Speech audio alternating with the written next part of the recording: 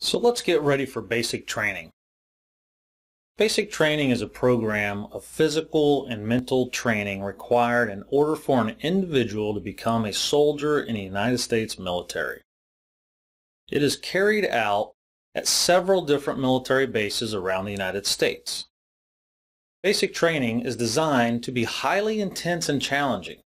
The challenge comes as much from the difficulty of physical training as it does from the required quick psychological adjustments to an unfamiliar way of life. This is why I like to transfer what the soldier learned, starting with basic training, to that of the initial integration into the civilian workforce. The cultural differences from when the soldier was a civilian and then came into the service are the same on the other end when the soldier tries to get out of the service and go into the civilian workforce. So let's go back to basic training and let's learn how the soldier adapted to and was taught military terms, military lexicon, military methodology, and the culture.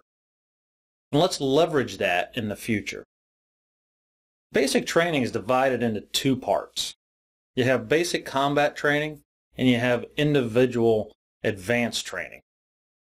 Basic combat training consists of the first 10 weeks of total basic training period.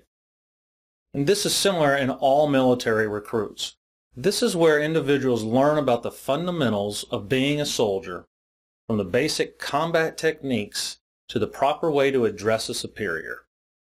So as you can see, this relates to when a soldier departs the service and goes into the civilian workforce, he has to relearn civilian techniques, and he has to learn how to properly address his CEOs and his senior level civilian bosses.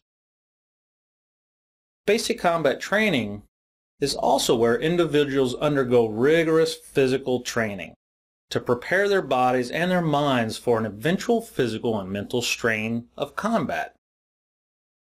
As I look at this, I think of the soldier and all the experiences the soldier endured during the service as a time when they prepared for the physical exhaustion that it's going to take and the mental acuity to transfer out of the service into the civilian workforce.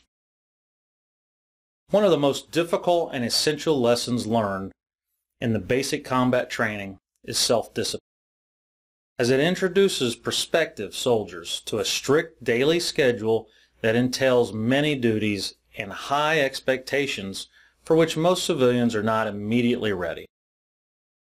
However, the soldier, upon departing the service, has the self-discipline to practice, train, rehearse, and prepare better than anyone in the world for what's about to happen, for the unknown.